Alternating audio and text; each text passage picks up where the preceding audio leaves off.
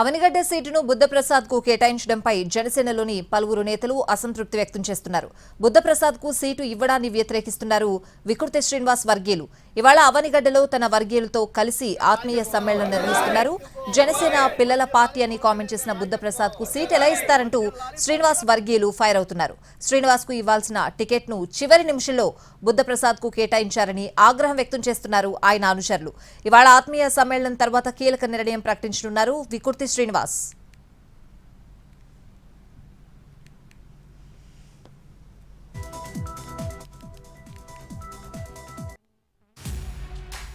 అవనిగడ్డ సీటును బుద్ధప్రసాద్ కు కేటాయించడంపై జనసేనలోని పలువురు నేతలు అసంతృప్తి వ్యక్తం చేస్తున్నారు. బుద్ధప్రసాద్ కు సీటు ఇవ్వడాన్ని వ్యతిరేకిస్తున్నారు వికృతి శ్రీనివాస్ వర్గీయులు. ఇవాళ అవనిగడ్డలో తన వర్గీయులతో కలిసి ఆత్మీయ సమ్మేళనం నిర్వహిస్తున్నారు. జనసేన పిల్లల పార్టీ అని కామెంట్ చేసిన బుద్ధప్రసాద్ కు సీటు ఎలా ఇస్తారంటూ శ్రీనివాస్ వర్గీయులు ఫైర్ అవుతున్నారు. శ్రీనివాస్ కు ఇవ్వాల్సిన టికెట్ ను చివరి నిమిషంలో బుద్ధప్రసాద్ కు కేటాయించారని ఆగ్రహం వ్యక్తం చేస్తున్నారు ఆయన అనుచరులు. ఇవాళ ఆత్మీయ సమ్మేళనం తర్వాత కీలక నిర్ణయం ప్రకటించనున్నారు వికృతి శ్రీనివాస్. రాత్రి మీరు నిర్ణయాలు తీసుకుని 144 స్థానాల్లో ఉన్నటువంటి పార్టీని అవనిగడ్డ నియోజకవర్గంలో గెలిపించుకుంటారా?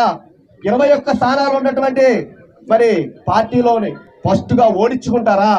ఎస్సీలు ఎస్టీలు బీసీలు లేనటువంటి జనసేన పార్టీ, అదేవిధంగా రాజు క్లాసును తీసుకెళ్లి చింకులో పడేసేటువంటి పార్టీ ఇక్కడ జనసేన గెలవదు. కేవలం తెలుగుదేశం పార్టీ ఇక్కడ గెలిచింది. తెలుగుదేశం పార్టీ యొక్క అభ్యర్థి ఎవరైతే ఉన్నారో మండల బుద్ధప్రసాద్ గారే ఈ యొక్క నియోజకవర్గాన్ని అభివృద్ధి చేస్తారు అని చెప్పి కంటాపదంగా మీ యొక్క రాజకీయ డ్రామాలు వేసి ఇవాళ మా కష్టాన్ని దోచుకుంటుంటే మేము చూస్తూ ఊరుకుంటామా అని చెప్పి అడుగుతున్నాం.